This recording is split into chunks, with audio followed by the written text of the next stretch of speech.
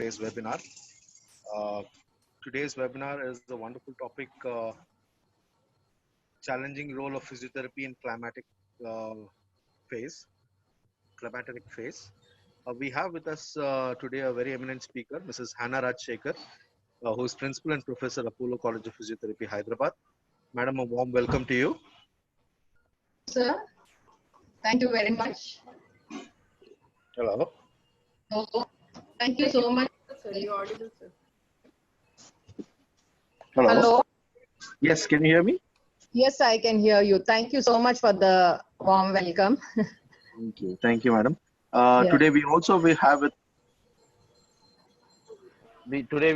with us Dr. Deep Mala, who is Assistant Professor at Gotham College of Physiotherapy, who would be Okay. moderating the show. Thank you very much for accepting to be a moderator, Dr. Deep Mala. Thank you so much, sir. Thank you. Yeah, thank you, and I hope this is a very successful webinar. Please continue. Yes, sir. Yes, sir. Good evening, everyone present. And as sir has already told that we have a very renowned person today with us. Ma'am has got 28 years of experience as a clinical physiotherapist, academician, administrator, and research guide. Ma'am, I welcome you, Mrs. Hannah Rajshekhar, ma'am, for today's webinar. Ma'am is a very active person in our physiotherapy field, specifically in community rehab works and physiotherapy in women's health in rural and urban areas. Ma'am has been a member of Senate and Board of Studies, and she has been a speaker at various national and international conferences. Currently, ma'am is the principal of Apollo College of Physiotherapy in Hyderabad. I again want to thank you, ma'am, so much for accepting our request for the webinar today, and hope for a beautiful learning experience for all the viewers who are waiting here to listen to you. Over to you, ma'am. Okay. Thank you so much, Dr. Deep Mala, for the lovely words that you spoke. And I just hope that this session is informative and good. I'm not really very experienced in this field, but over the period of years, I've taken interest in women's health from the probably about 8 to 9 years. And this has been one pet subject for me. And I would just like to share what I have learned. And I'm sure that the upcoming physiotherapists with the new techniques are much more well and they have better knowledge. But still, I would try to do my level best. Okay. So I thank you, and I thank Dr. Vinod Babu and the Karnataka Association of Physiotherapy Federation for inviting me to be the speaker today, and also Dr. Mahendra and Dr. Vinod Babu for inviting me. And I just hope that I do my best for each of the participants. And I thank you, Dr. Deep Mala, for being the moderator. I'm sure you'll help me. Definitely. And Definitely. okay then. We'll start. So yes, with this, I'll start my presentation. I'll share the screen now. Yes, ma'am. You can keep your video on, madam. Keep the video on. I think it is better for me to put it off and, Yeah, as share. you wish. As you wish. Yeah. As you wish. Yeah. Yeah.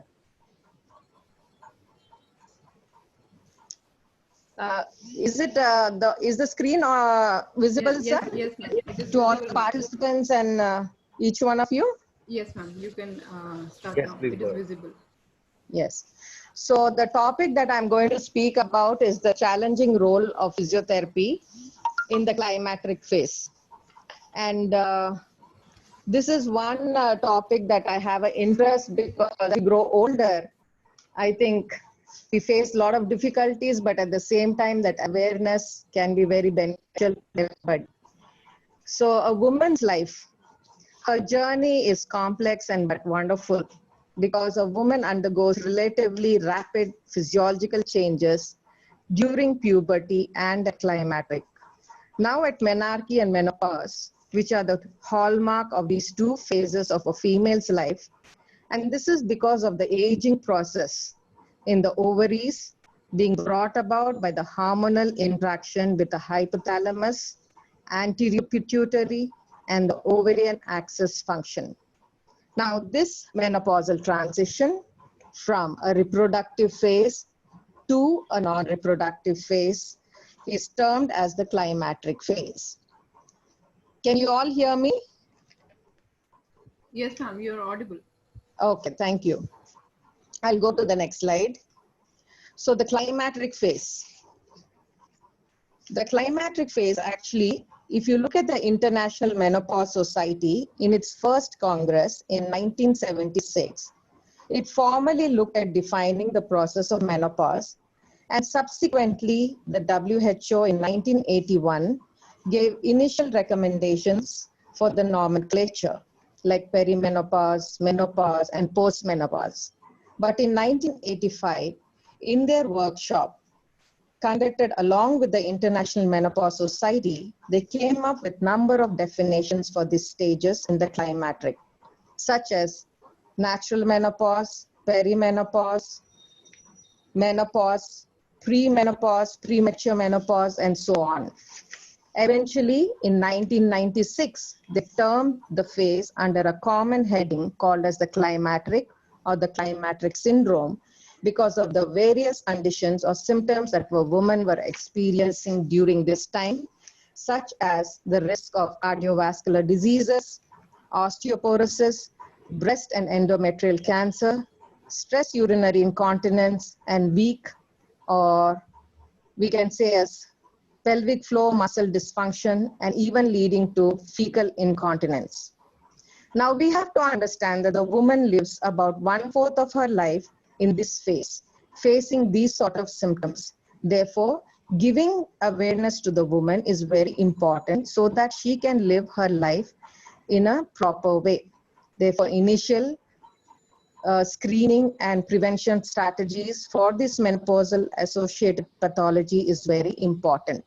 We as healthcare professionals should take the trouble to make women, and in fact, many of us also being in the healthcare, we are not aware that we go through such processes. But we have to understand being abreast of the new things can help us to live quality and good, healthy lives. A study was done to know at what age does a woman enter into her menopause because of the different types of symptoms and problems that she was undergoing. And it was found out that the average age was about 44.6 to about 52 to 53 years. The Westerners showed more of attaining their menopause around 50 years, whereas in the Eastern countries, India, Turkey, and Gulf was around the 45 years and so on. Now, this was important for us to know so that preventive strategies could be started even before we reach this phase of climacteric phase. I'll go to the next slide. As I have said, this aging process occurs because of the hormonal interaction between the hypothalamus, anterior pituitary, and the ovaries, which secrete the estrogen and progesterone to bring about number of problems. During the climacteric phase, as the estrogen levels fall, number of problems start. Looking at the brain and nervous system, due to the hormonal and biochemical fluctuations, there are mood swings, loss of memory, attention deficits, irritability, anxiety, lethargy, fatigue, hot flushes, night sweats, and depressions. These physical symptoms of hot flushes with cognition changes leads to irritability, loss of memory, depression, and may also pose a risk for Alzheimer's disease. Now, we can see in the photograph or the picture here, the hair starts to become thin. Many of us, we say, you know, my hair, I'm losing my hair. So we can see all this is because of the estrogen levels that are falling. There is loss of firmness of the breast. Cardiovascular problems like heart attack or strokes can come on. And the urethral lining becomes dehydrated, prone to infections and urinary incontinence. Musculoskeletal problems, where there's muscle weakness, strength of the bone also becomes weak and porous, leading to osteoporosis. The vaginal covering also becomes dehydrated, leading to infections as well as sexual dysfunction. The largest organ in the body, the skin, which covers the entire body, that also becomes thin, dehydrated, wrinkled, prone to injuries, and delayed healing of those injuries can take place. So let us look at these phases of perimenopause. Perimenopause is a time where hormonal imbalance bringing a change to the menopause state. Many women begin this phase in their mid-40s. Some may even skip this phase and enter into the menopause suddenly. The symptoms that are seen at this time are the hot flushes, night sweats, sleep disturbances, elevated heart rate, mood changes, vaginal dryness and sexual dysfunction, muscular and joint problems, as well as urinary issues. We need to understand. Hello? Hello, Deepmala? Hello, एक minute. Yes, ma'am. You're able to hear me, isn't it? Yes, ma'am, it is audible. Okay, some disturbance was there. Ma'am, sorry, ma'am, my baby is there. Okay, sorry. I can understand, no problem. Okay, so we need to understand that the woman at this time has irregular menstrual cycles. But Madam, can I just say? Yes. So at this time, the woman is still fertile, but there are chances of pregnancy. A study was done to find out what were the normal symptoms that a woman was facing, and usually what were the symptoms found. And it was found out that in the Western countries, hot flushes, sleeping disorders were more of prominent, whereas in the Eastern countries, musculoskeletal problems were seen. Coming to menopause now. Menopause can be defined as the cessation of menstrual cycle for 12 consecutive months, because the ovaries get smaller and stop producing the hormones estrogen and progesterone that control the menstrual cycle, and there is cessation of ovulation. So the average age that is seen, as we saw in the previous slide, somewhere around 40 going up to 50 or 52 years also. The same symptoms that continued in perimenopause continues in the menopause area or in the stage of menopause also. Now coming to early menopause, certain events other than natural aging can result in earlier menopause. For example, like hysterectomy, where the uterus is removed maybe because of tumor or excessive bleeding or other reasons, the symptoms appear gradually. Oophorectomy, ovaries removed, the symptoms appear immediately, because as we can see, the estrogen takes care of each and every system in the body, and that's why those symptoms immediately start to appear. Premature ovarian failure is due to the ovarian dysfunction or insufficient follicles which mature into eggs. Here, the premature ovarian failure is due to genetics or surgery or maybe cancer treatment such as radiation therapy or chemotherapy. The symptoms that were present there can be seen also here. In the early menopause, the woman is much younger than the 40 years of age. Now coming to postmenopause. The terms postmenopause and menopause sometimes overlap because both of them similarly have a similar definition, that is 12 months of cessation of menstrual cycle. But we can consider saying that once a woman attains menopause, the period after that is considered as she is in a postmenopause phase, and in the declining years of her life, she is in the postmenopause phase. So the symptoms that are seen in the perimenopause, menopause, continue into the postmenopause. The severity of it may be there, some may reduce or some may increase. There are hot flushes, night sweats, elevated heart rate, and the other symptoms that we read. But in addition to that, there is increased risk of heart diseases, osteopenia, and osteoporosis. So let us look at the next slide. The symptoms presentation. So in 10% of the women will begin the symptoms during the perimenopause, but whereas 50% of the women will experience an increase in the symptoms during menopause. The symptomatic period can last from about 2 to 4 years or even extend to a longer duration. These symptoms can resolve sometimes without treatment, sometimes they need to be treated. 10 to 25% of women have the symptoms that persist for a long time and can be very cumbersome. And what brings about all this? We shall look briefly at the hormones that play a vital role in bringing about these hormonal imbalances and all these conditions that a woman faces. We all know that hormones are chemical messengers from one tissue organ that goes to another tissue organ to bring about the required physiological changes. The female reproductive hormones arise from the hypothalamus, that is the gonadotropin hormone, and it stimulates the anterior pituitary gland, as you can see in the picture, to release the luteinizing hormone and the follicular stimulating hormone.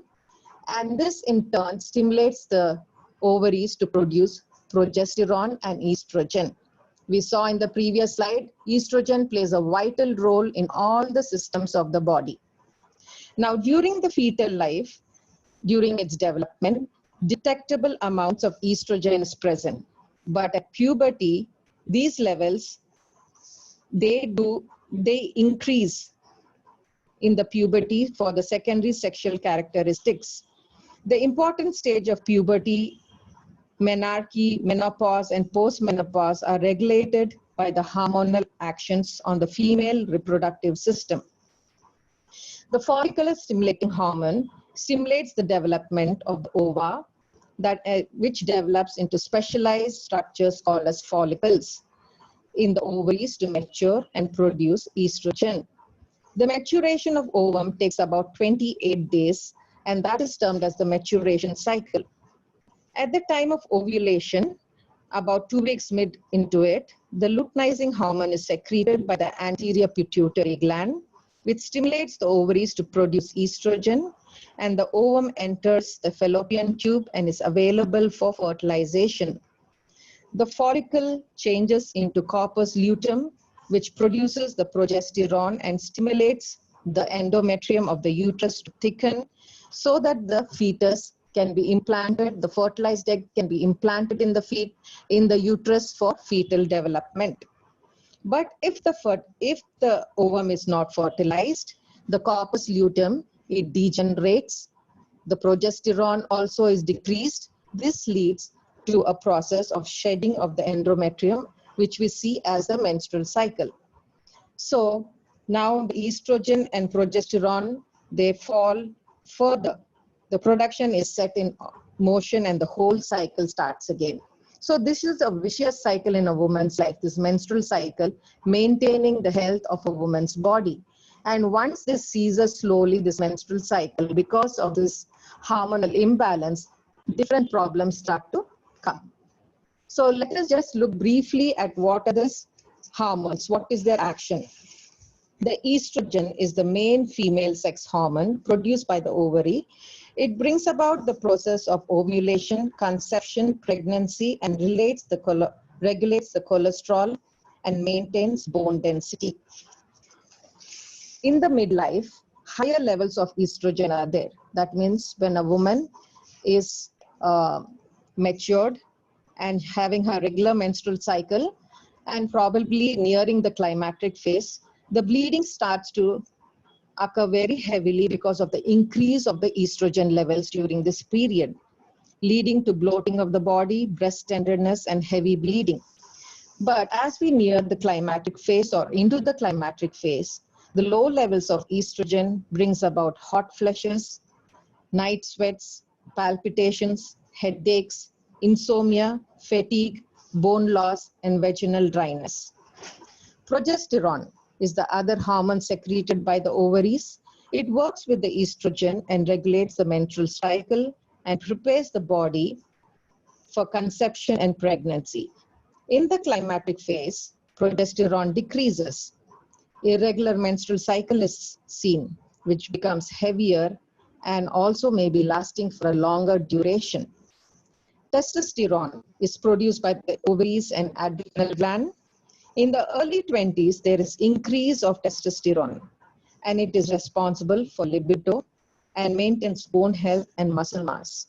But as we grow older during menopause, it is decreased by 50% and contributes to the vasomotor symptoms and sexual activity. Therefore, Giving awareness of the climacteric phase to women is very important so that it can be dealt promotively, preventively, as well as curatively. It's important, as I said in the earlier starting, that each one of us should be aware of these changes so that we can handle these things effectively. We have to take into consideration the physical, mental, psychological, and social aspects so that a proper protocol can be given to a woman to lead quality and healthy life. Management. A holistic approach to wellness is the most effective and beneficial way for transition through menopause. So coming to the medical management, the hormonal replacement therapy. In the earlier times, women perceived that this hormone replacement therapy, and in fact, it used to cause side effects like cardiovascular problems as well as cancer of the breast and cervix. But nowadays, we have good medications which are tailor-made to women. Low-dose hormone replacement therapy has found out to decrease the number of severity of hot flushes, improving vaginal atrophy, minimal spotting, breast tenderness, and decreased risk of cancers and improvement in the quality of life. In fact, it was found out, studies also proved that it also prevented bone loss. Transdermal estrogen treatment decreased the incidence of severity of hot flushes. Long-term treatment of this has been effective for preventing osteoporosis. This estrogen replacement therapy was also very good and protects against loss of teeth and delay in Alzheimer's disease. Psychological management. A physiotherapist, I think, spends so much of time with her patient and she could be the best counselor. But at the same time, we physiotherapists should realize when the patient or the woman needs to get professional help from a clinical psychologist or a psychiatrist, because we do not have any training in this area, and it is better for them to undergo a clinical psychological evaluation before, where they can be more adaptive for the treatment later on. Naturotherapy. Naturotherapy treatment through herbal medicines has been found to be very effective. In fact, soya proteins, studies have been done where they saw that vasomotor symptoms have been decreased. And the nutrition, well-balanced and low glycemic diet definitely is useful in all ages of life for all conditions. And even here in the menopause state, when we're so used to eating different types of food, we have to actually adapt ourselves to having a well-balanced diet. Physiotherapy management is what we look at now. Before I go to that, we look at the problem list as we as physiotherapists face. We have treated number of patients for osteoporosis.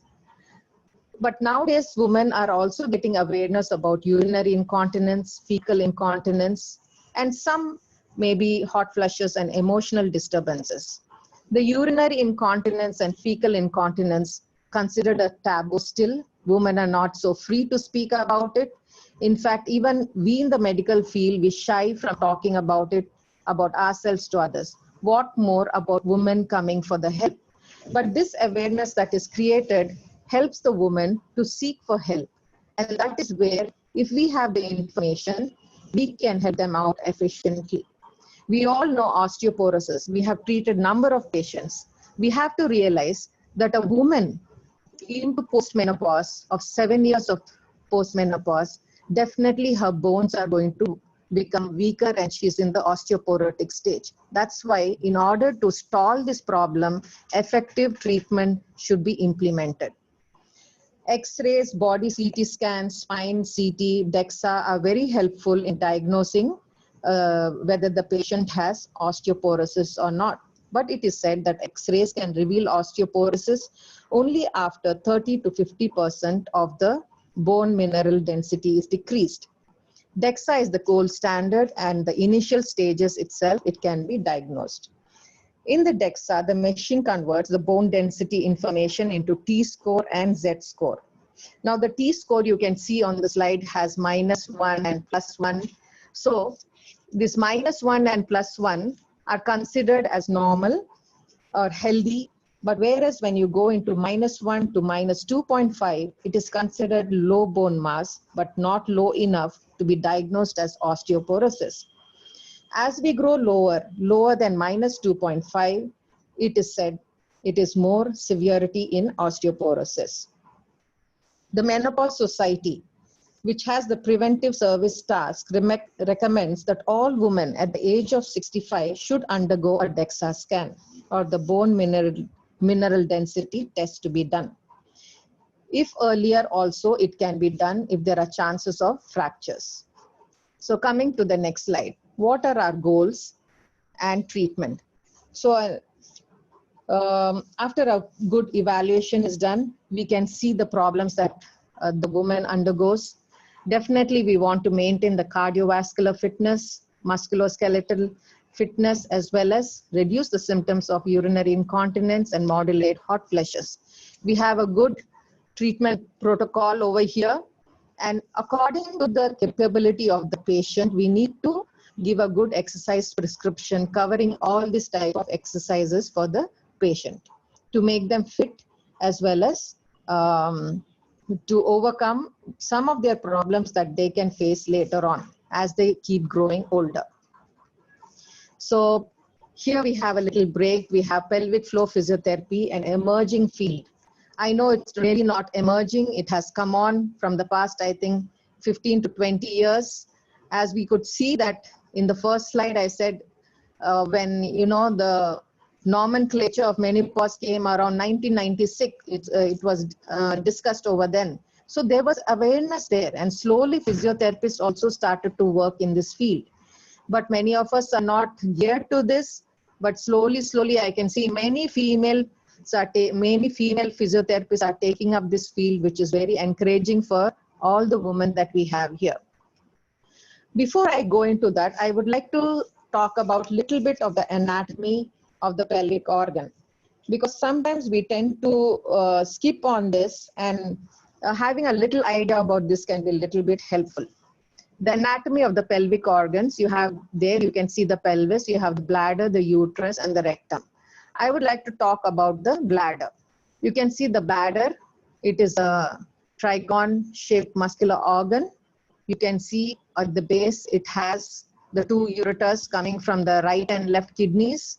And at the apex of the trigon, you have the bladder connecting through the urethra. And you have the internal urethral sphincter, and lower you have the external urethral sphincter. So the important point is here, when the urine is collected into the bladder through the ureters,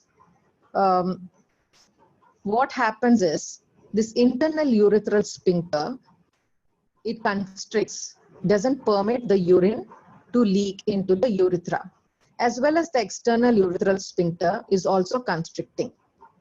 The bladder is supplied by sympathetic and parasympathetic innervation. The sympathetic innervation is through the hypogastric as well as the L1, L2. It helps to relax the detrusor muscle, which is in the bladder, and helps it to expand to allow storage of urine. At the same time, it constricts the internal urethral sphincter. Now, when the time for voiding is right, that time the parasympathetic innervation by the S2, 3, and 4 and the pelvic nerves, they contract the muscle, detrusor muscle, and relaxes the internal urethral sphincter, allowing the urine to flow out of the urethra through the external urethral sphincter, which also relaxes, which is supplied by the pudendal nerve. So the urethral canal is only about 1.5 inches, and it has the internal urethral sphincter at the top and the external urethral sphincter at the bottom, which you can see in the picture. We need to understand about this sphincters, because the internal urethral sphincter is the soft, it consists of the smooth muscle of the detrusor, which forms the internal urethral sphincter, and it is not under voluntary control. It is involuntary. As we have seen, it is under sympathetic and parasympathetic nerve supply. So it cannot be trained for urinary incontinence. But whereas the external urethral sphincter is comprised of the pelvic floor muscles. I have written the pelvic floor muscles over there. The external urethral sphincter comprising of the compressor urethra, sphincter urethra, and pubovisceralis. Now, the compressor urethra and sphincter urethra are the second layers of the pelvic floor muscles. And whereas the pubovisceralis is part of the puborectalis muscle of the pubococcygeus, which is the part of the levator ani muscle. Now, in the next picture, I'll show you how this puborectalis winds around the rectum, goes around the vagina, and goes around the urethra, and helps in the constriction and helps to maintain continence. At the same time, all the layers of the pelvic floor muscle have the ability to maintain continence in the urine as well as feces. The maturation reflex helps in maintaining the bladder filling and voiding. The bladder capacity is more in males than in females. The bladder reflexes consists of 3 reflexes, which is very helpful for us to train the pelvic floor muscle in case there is urinary incontinence.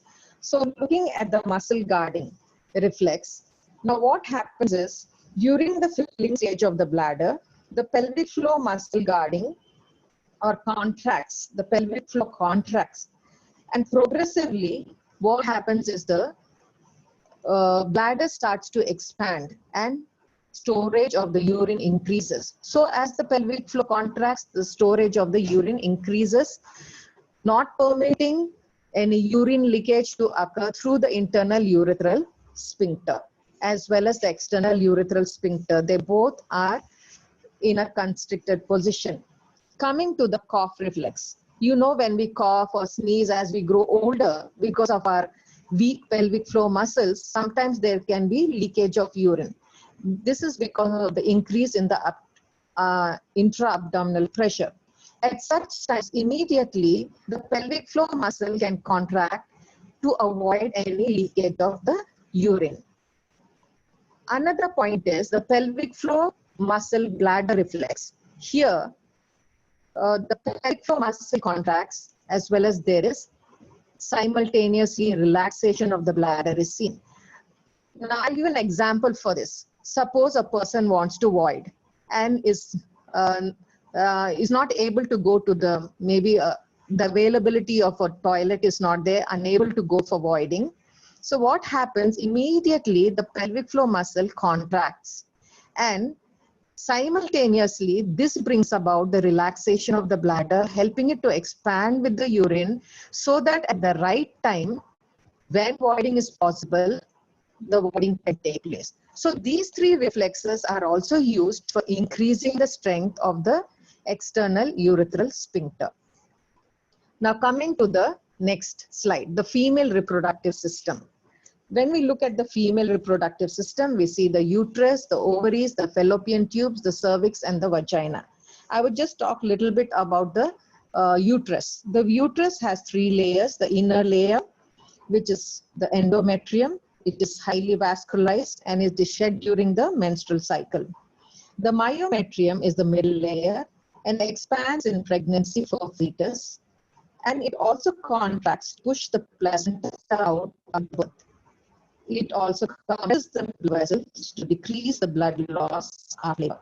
The perimetrium secretes a fluid along the outside of the uterus, which helps to protect the uterus from other organs that might rub against or bump into the uterus.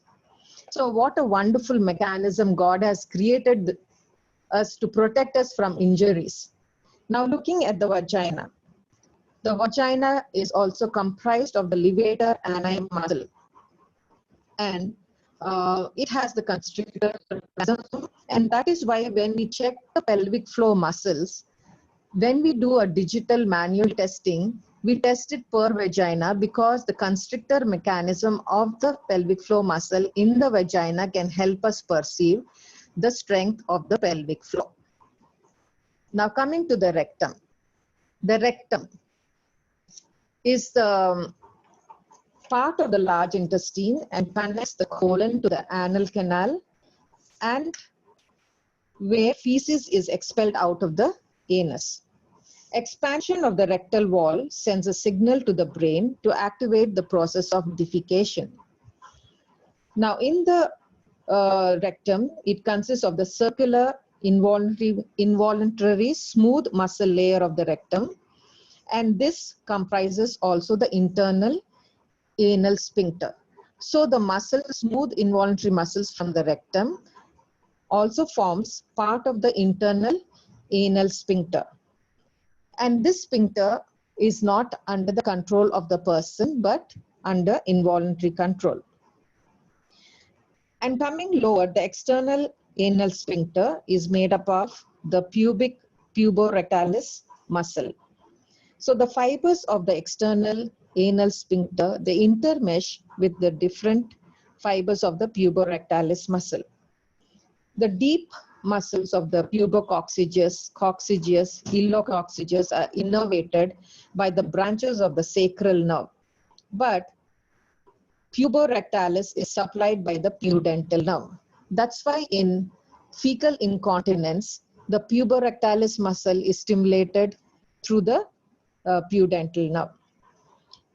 As you can see in these two pictures over here, the puborectalis muscle plays a very great role in maintaining the anorectal angle. Now, the changes in anorectal angle during the squeeze and act of defecation by contraction of the puborectalis angle is rectalis muscle is very important. During pelvic floor contraction, the anorectal angle becomes acute and moves upward. Like when you want to go for defecation, but maybe it's not the right time, you tend to contract the pelvic floor. At such times, the puborectalis muscle makes the angle acute and not promoting defecation. So the rectal sphincter becomes constricted. But during relaxation and defecation, the anorectal sphincter becomes obtuse because of the puborectalis angle muscle, allowing it to become obtuse, and it moves downward. This helps in defecation.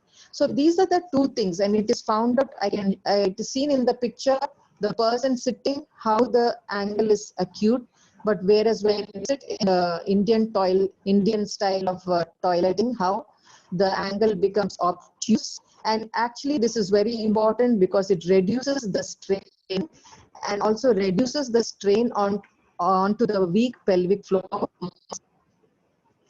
Coming to the pelvic floor muscle. The first layer is divided into anterior and posterior layers, that is called as the urogenital triangle and the anorectal triangle, as you can see in the picture. It extends from the pubic bone anteriorly to the coccyx at the back and laterally to the ischial tuberosities on the sides. The important function of this is continence of urine as well as feces and voiding also, and sexual function. This superficial layer contracts with the deep layer of the levator ani muscle.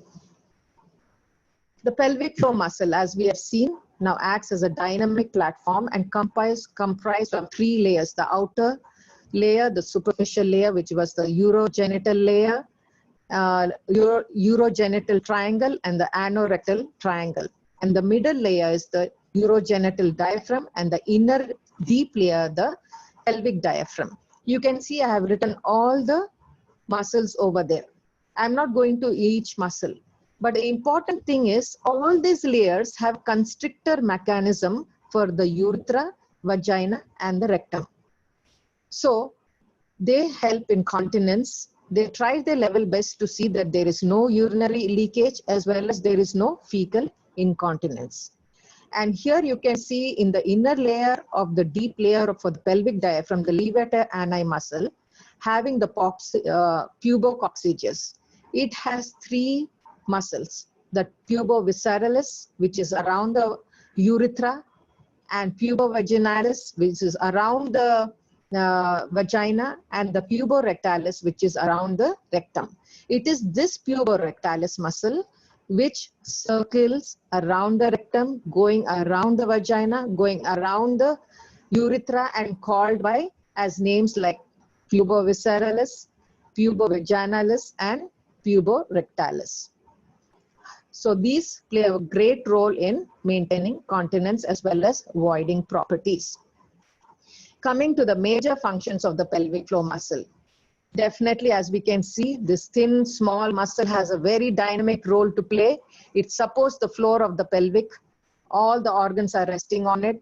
Stabilization to maintain lumbopelvic stability, where it is we all know the pelvic floor is a great core muscle, and it acts along with the abdominis, multifidus, quadratus lumborum, and hip muscles in maintaining the lumbopelvic stability. Continence of urine, feces while allowing voiding and defecation, sexual activity and childbirth and lymphatics. Now the levator ani, coccygeus is one of the muscles of the levator ani and helps in the pelvic support and stability of the SI joint. It has been found out that pelvic floor muscle activity can influence the SI joint, and this joint may be implicated in the urinary symptoms. That is why when we do have sometimes urinary infection, we tend to get a back pain. It is because of this coccygeus muscle. Disruption or weakness of the levator ani could result in urinary incontinence. The other muscles which are in the vicinity are the obturator internis and piriformis, which are strong lateral rotators of the hip as well as produce hip flexion. Coming to the next, here in this picture, you can see that pelvic floor muscle, how thin it is, and all the contents of the pelvis as well as from top abdominal, all are actually, the weight falls onto this pelvic floor. And you can see in the other picture, the toned pelvic floor, how it is, where it has good muscle strength. And then when it is taut, when there is excessive muscle strength, excessive contraction of the pelvic floor, it becomes taut. Now this also can lead to pelvic floor muscle dysfunction. And the drooping pelvic floor, which is more commoner, where this can lead to urinary incontinence as well as fecal incontinence. So both the taut pelvic floor and the drooping pelvic floor can lead to pelvic floor dysfunction.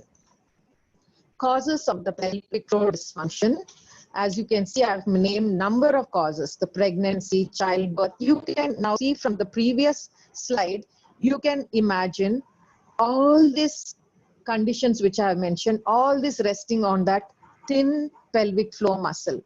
Pregnancy, childbirth, emergency and planned C-section, menopause, weight gain, obesity, poor posture, chronic constipation. When you keep straining during constipation, it can make the pelvic floor even more weak.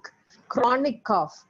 Again, when you keep on coughing, again it increases the weakness of the muscle. Sedentary lifestyle, diabetes, smoking tobacco, use of steroids, pelvic organ pathologies and trauma, sexual overactivity, overactive bladder muscles and cystitis, and nerve damage that affects the bladder.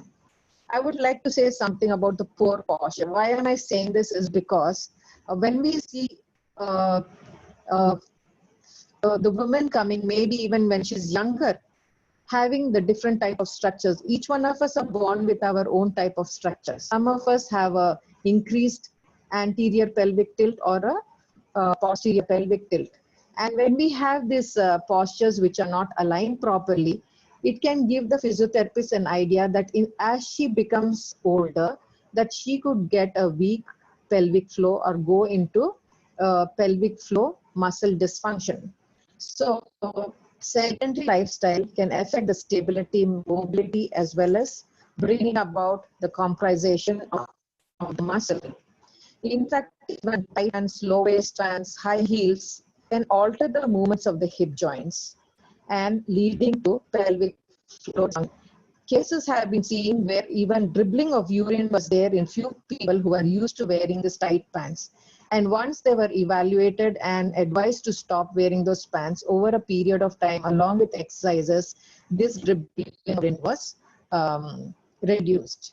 And they were rehabilitated for some time. High heel shoes influence posture very negatively unless the hip joints are flexible and strong. So it's very important that each of the muscles in the body should be strong and flexible. If they are not strong and flexible, again, the pelvic floor muscle dysfunction can take place. Couch potatoes. Most of us sitting on the sofas, seeing our laptops or our cell phones or watching TV can develop the pelvic floor dysfunction over the period of time because the pelvic floor gets out, and even intradiscal pressure can occur. So posterior pelvic tilt, what happens? When you look at the posterior pelvic tilt, it shortens the distance between the front and the back of the pelvic outlet, and changes in the pelvic floor muscle tension can occur. Over time, this position causes excessive pelvic floor muscle activation to compensate for loss of resting tension. You can just imagine if there are 2 points and a rubber band is put around it. And after a little while, you bring those 2 points together a bit, you decrease the distance. What happens to the rubber band? Slowly it decreases its tension. So in the same way, the pelvic floor also is not optimally acting when for a prolonged period of time it is in an abnormal position. And the anterior pelvic tilt, we can see that the pelvic floor gets stretched out and leading to incontinence as well as urinary incontinence as well as fecal incontinence in the long run as they grow older. But this should be identified by the physiotherapist in the earlier years when we get patients, even when they're young. We can understand that with this sort of a structure, if they do a good exercise protocol, it could help in aligning the pelvis properly and avoiding this pelvic floor problems. So here I've just put a small picture just to give a little break. We can see all these things could lead to a great stress onto our weak pelvic floor muscle. Now, there are 4 types of urinary incontinence. There are many, many more, but I have just taken 4 over here, which are commonly that we see. One is the stress incontinence, the urge incontinence, mixed incontinence, and the temporary incontinence. So as we have seen the stress incontinence, when the intra-abdominal pressure increases, maybe because of coughing, sneezing, laughing, lifting weights, at such times, because of the weak external urethral sphincter, what happens is there can be leakage of urine because of the intra-abdominal pressure. Urge incontinence is more of a bladder problem where immediately the bladder wants to expel the urine out. And in such times, the person has an urge to go and urinate. And if not urinating at the correct time, would have a urinary incontinence. The mixed incontinence is a mix of the stress and urge incontinence. And definitely there'll be leakage of urine, whether you sneeze or laugh or even change your positions from sitting to standing during activity. Coming to temporary incontinence, you may have an illness or probably you're ill, and urinary infection is one infection. When a woman gets, the bladder becomes very irritable and there is frequent urination and urge to void is there, and definitely urinary leakage is seen because the external urethral sphincter is weak as well as the bladder is pushing out the urine. One thing over here, the overflow.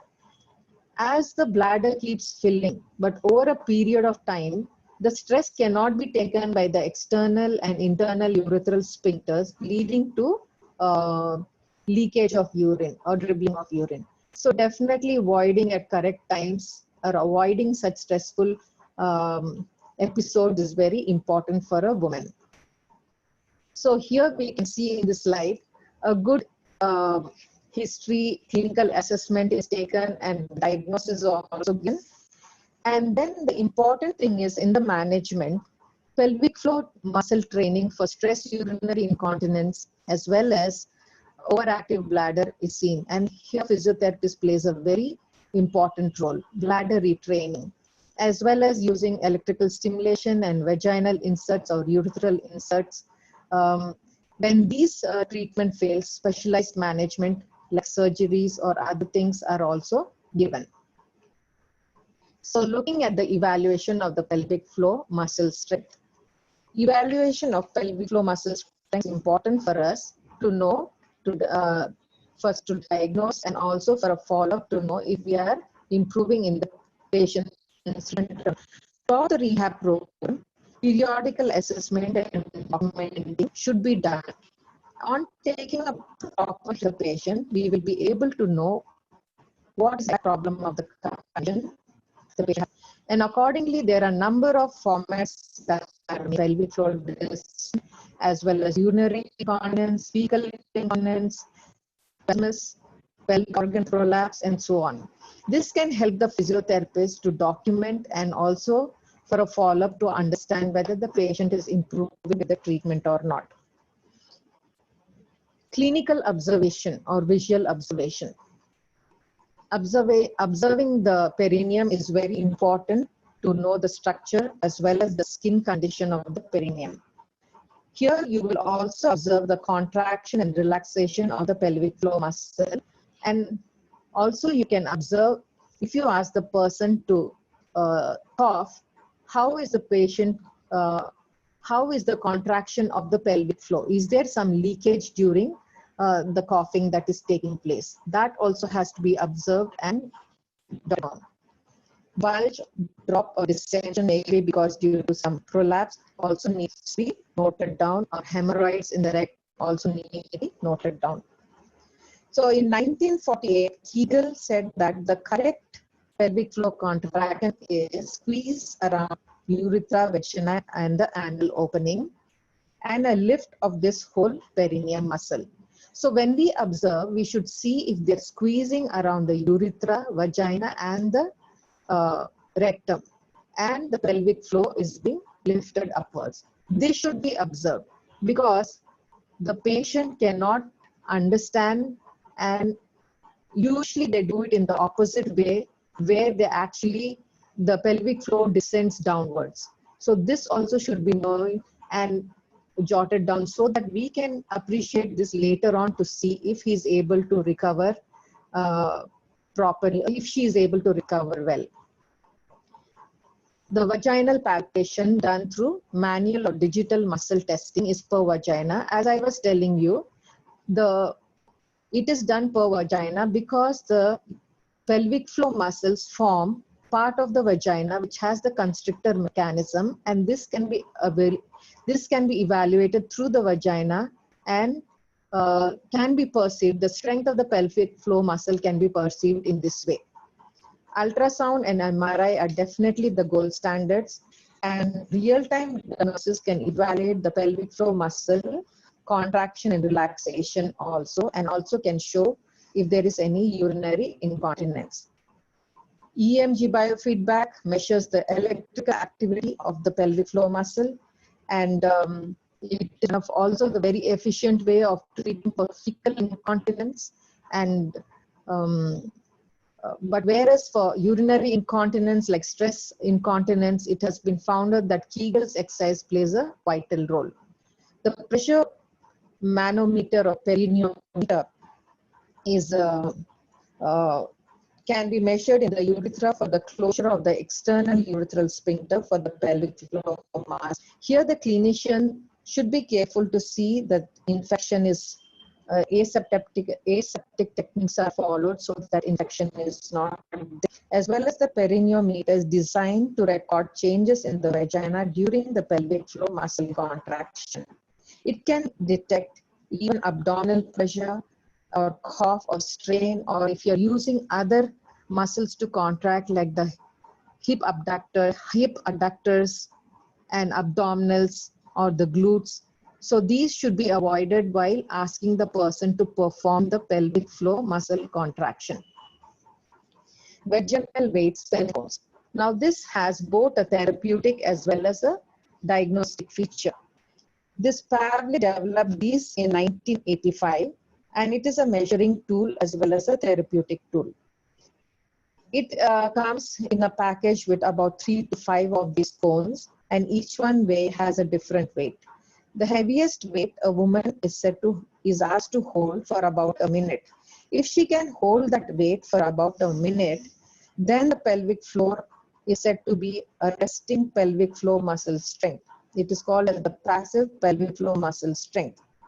And then later on, you can take another weight, which is heavier, and you should train the woman to hold this in the vagina without dropping it out. And this is called as the active pelvic floor muscle strength. Pelvic floor muscle strength can be also trained with weights and through these cones, and it has been found to be beneficial. But at the same time, I read an article where it says that Kegel exercises had a better effect than these weights or cones. Now, coming to the next slide, I will talk about bladder diary later. The manual testing of the pelvic floor muscle. Here, as we test all the other muscles for strength, we also have to test the pelvic floor muscle for strength. And as I said, we do it per vagina because of the constrictor property of the vagina, which comes from the pelvic floor muscles. Now here, the perception of this muscle strength is very subjective because it is not reproducible. It is not reproducible from one clinician to another clinician. It can vary. It varies also depending on the position of the patient. She's put into a lithotomy position, but the the lower limbs are bent at the hips and knees and abducted at the hips so that the clinician could have a good view, at the same time conduct the procedure. It depends also on the clinician whether she uses one or two fingers, and also the position of the finger, whether it is vertical or horizontal. Usually they grade it as absent or medium or low and normal strength. So, but there was this person who's modified Oxford scale grading in 1996. Here, this person by the name of Van Koppen in 1996, he brought about this scale called as the modified Oxford scale for grading for the pelvic floor muscle. So even this is being used, and pelvic floor rehab specialists are using this as well as the easier one which I told you just now. Standardized pad weight test. The International Continence Society brought about this pad weight test to know how much leakage of urine is there. So there is a 1-hour test and the 24-hour test. Here these pads are weighed before and after the procedure. So the woman is asked to wear these pads and made to drink about 500 ml of water. And then the procedure is done, like walking up and down. You can see all the activities on the screen. And after that, for any leakage, it is observed and the pad is weighed immediately. But in the 24-hour pad test, the woman is given a packet of pads and advised to keep changing every 4 to 6 hours. And she is not allowed to discard these pads because it needs to be weighed first before and weighed and documented in order to know how much is the leakage that has occurred. We can see the parameters for mild incontinence, moderate incontinence, as well as severe incontinence. It is more reliable to do the 24-hour pad test. Now, the commitment and cooperation of the patient is very necessary during this test. So you can see in this picture, it is definitely a sociable, unhygienic, demonstrable problem that a woman undergoes, and very stressful, can bring down confidence and make her very, very upset. So treating this condition is very, very important. We as physiotherapists should be able to identify with the woman, make them feel relaxed in order to motivate them to go through this exercise program.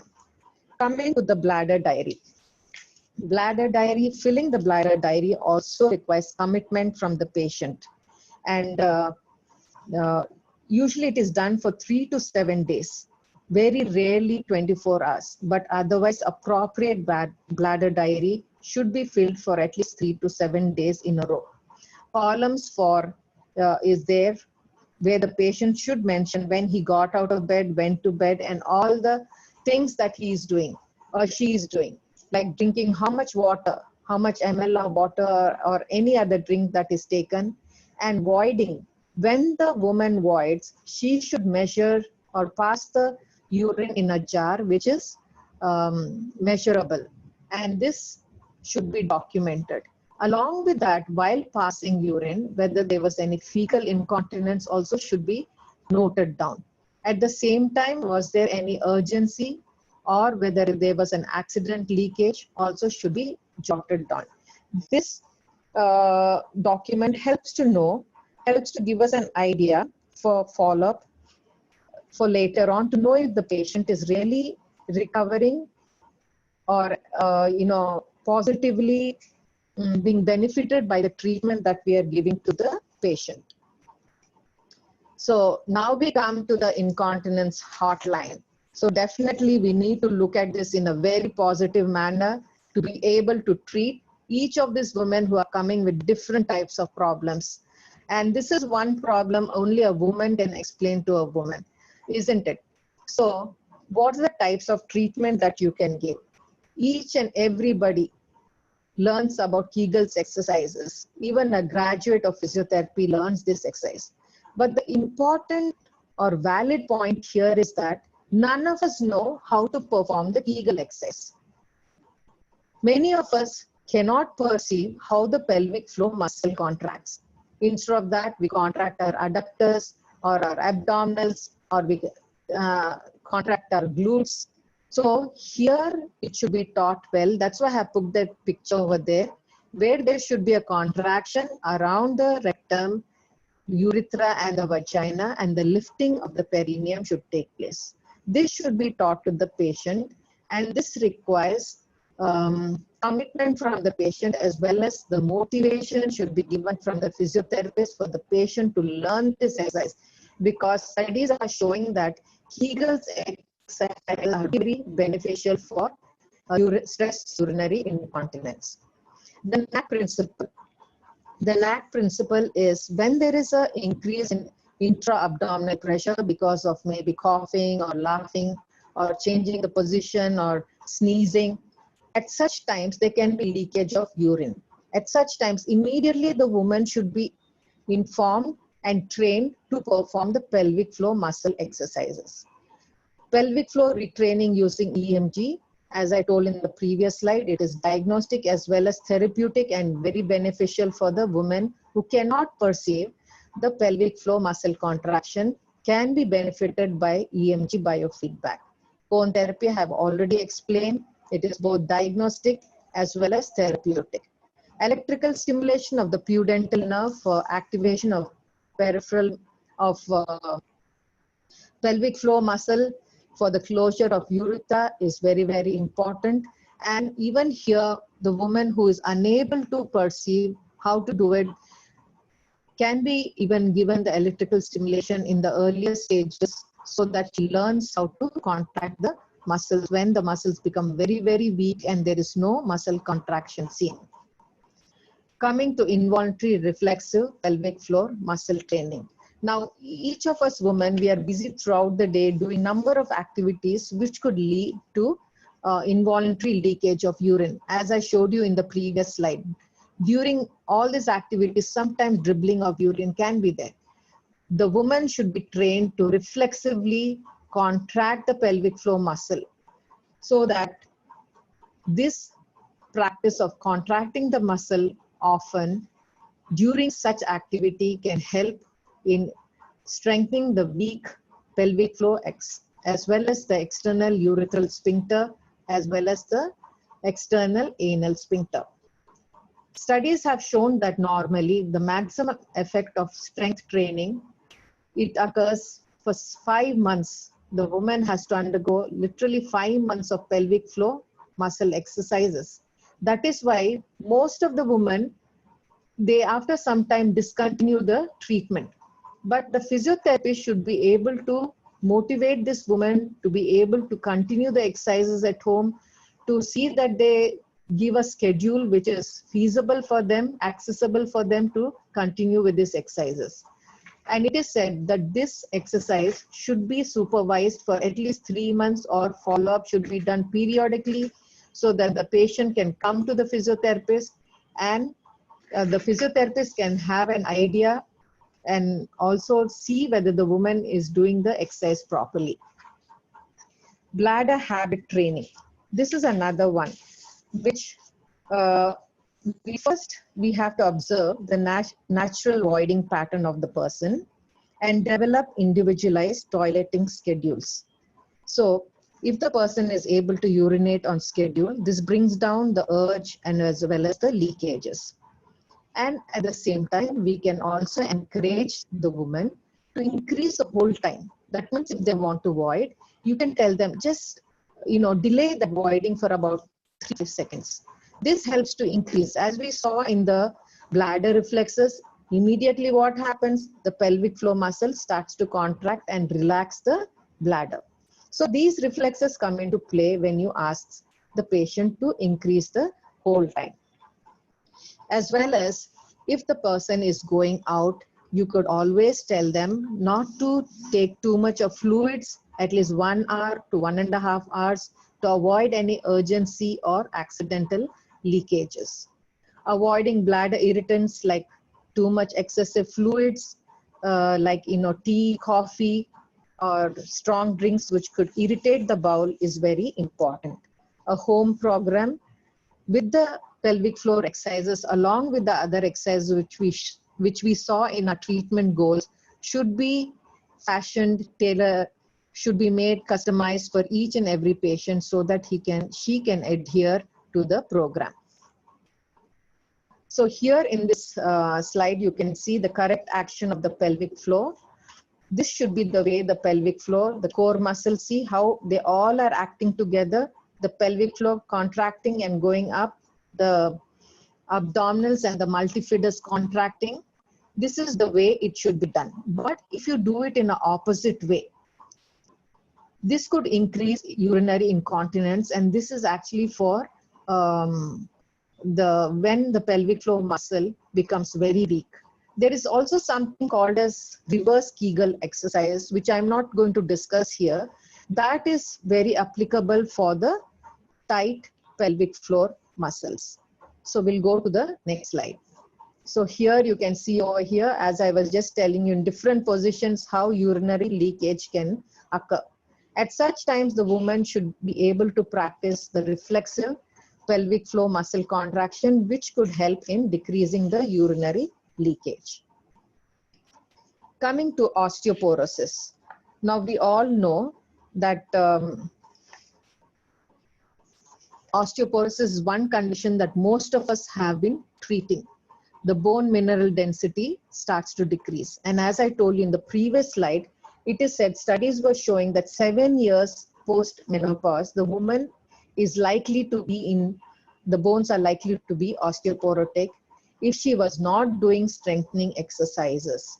So strengthening exercises play a great and vital role in increasing the bone mineral density.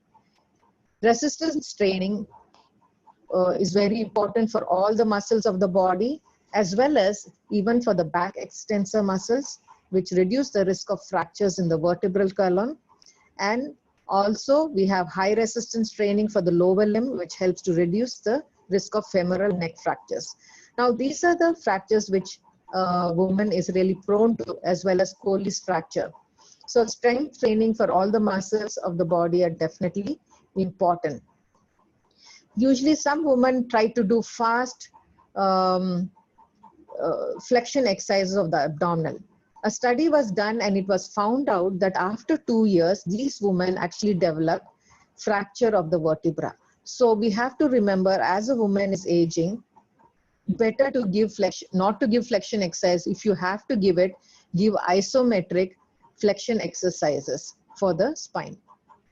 Balance and proprioceptive exercise definitely is a very important aspect of our exercise protocol, as it reduces the risk of falls and improves the function of a person.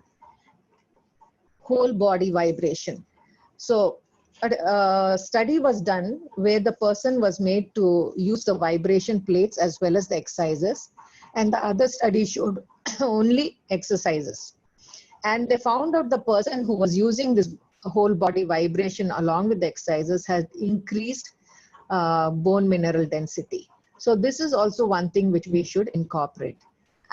Aquatic exercises, exercises done in water, if accessible or feasible for the patient, can be encouraged.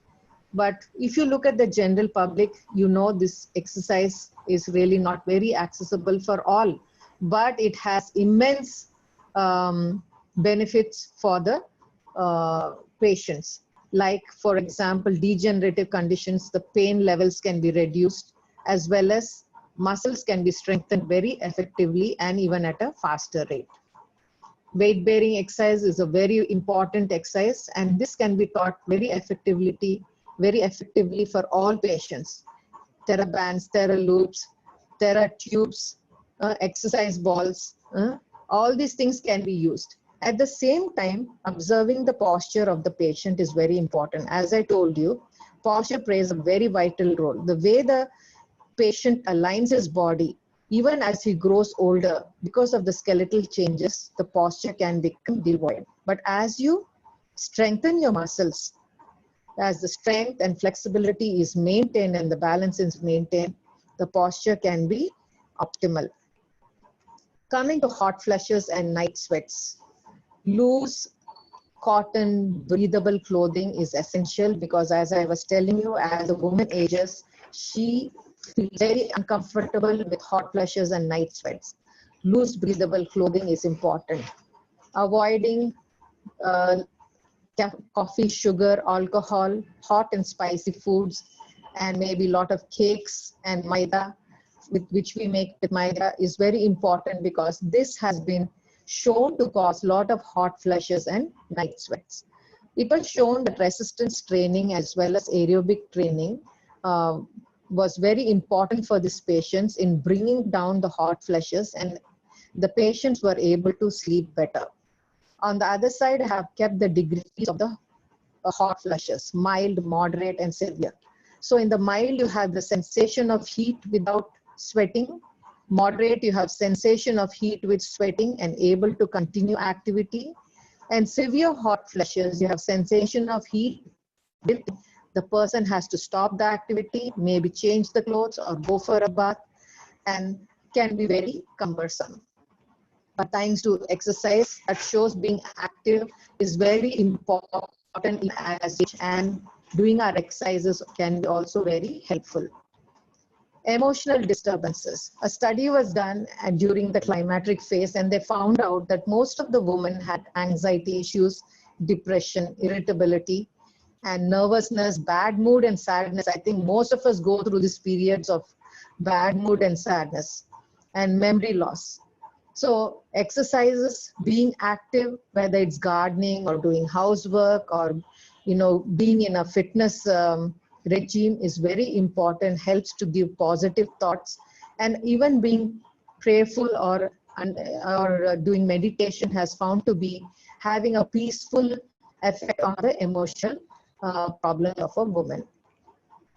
So this is my last slide, and I would like to emphasize on the menopause rating scale. This is one scale also where the woman physiotherapist should use it for their patients. Actually, it can give an idea whether their symptoms are being improved or not. So here you can see 0 is asymptomatic and 44 is the highest degree of complaints.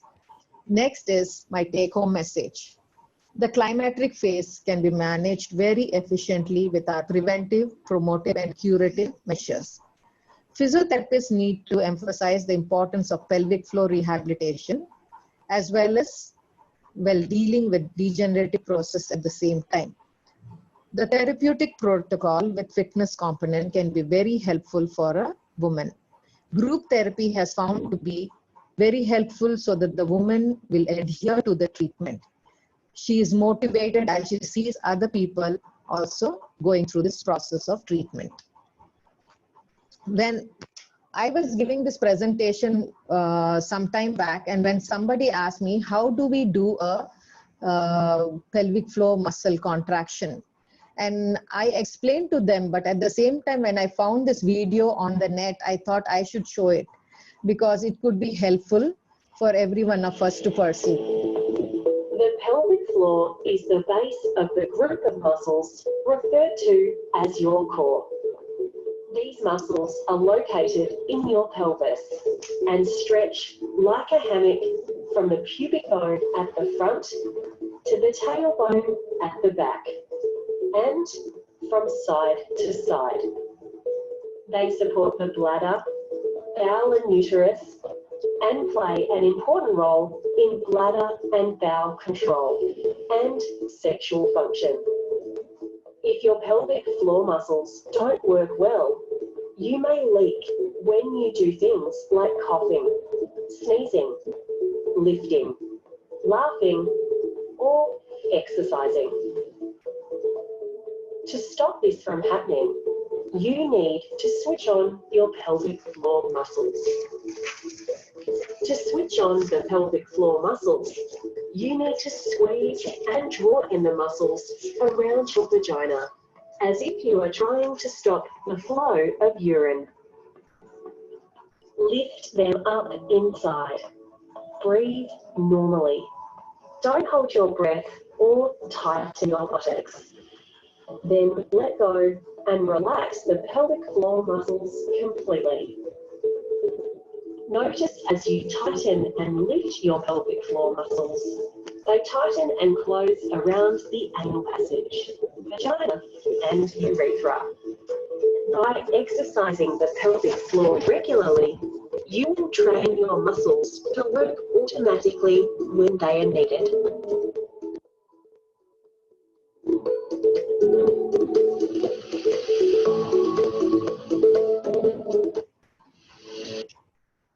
So these are the references that I got, some of them. And I thank you for patiently listening to me. I hope it was helpful for some of the therapists who are sitting here. And thank you once again. Thank you, ma'am. It was a really very interactive session. I mean, like the videos you have put has really good knowledge we have gained today, and it is one of the topics which is very rarely shared by our professors with the students. So it was really very interesting and understandable. Ma'am, there are a few questions which I would like to pass it to you. Yes, yes. I'm just putting on the video, 1 minute. Yes. Yes. Thank you so much, Deepa, for the wonderful words that you have spoken. As long as people are benefited by this, I'm happy. Because in fact, I'm also in a learning phase. It's not that I know everything. I'm also in a learning phase. And I try to learn from others. I have very good friends who are into the pelvic floor rehab specialists. And one of them is Uma Venkatesan. I do not know if you know her. She's from Chennai. She has a good clinic and treats number of patients. And I have learned a lot speaking to different people and reading articles. And of course, my colleagues are a great strength to me. I have not undergone this kind of training, but of course I did receive little knowledge about this from my professors in my college. We had a gynec specialization, so it was really very interesting session. The first question over here is that can you please explain a little about premenopause mastitis? What is Ma'am, premenopausal mastitis. Pain in the breast area, premenopausal. Premenopausal. So we saw in the climactic phase, because of the muscle imbalances, all the systems in the body. Should I show that slide again? So there is, all the systems in the body, the estrogen has a role to play on each and every organ of the body. And so talking about isn't it? The question I didn't hear you properly. Voice is a bit cutting, not able to hear you properly. Okay, just 1 minute. Okay, now can you hear me? Yes, ma'am, it's very much audible. Yes. So what was your question? Actually, I didn't get you. Ma'am, it is one of the contestants wants to ask that few words about premenopausal mastitis. Menstrual cycle. No, ma'am. Breast No. pain before menopause, one of the symptom which is there. Pain in the Yes. breast area. Yes. So as I was telling you, in the midlife, that means when you're nearing your climatic phase, there is a surge in the estrogen levels. That means excessive of estrogen levels are released, bringing about bloating of the body, tenderness of the breast, and also other problems like what we saw. Now, we all have experienced this tenderness of the breast, isn't it? At one time or the other. But we have to see that we actually examine the breast to see if there are no lumps. That's very important. Self-examination is very important to see that there are no lumps at the same time. This tends to reduce once that phase is over. If it reduces without any lumps, definitely there is no problem. Yes, ma'am. Thank you for that answer. Ma'am, we have one more question. If a female is suffering from PCOD before Yes. menopause, will there be any serious problems post-menopause?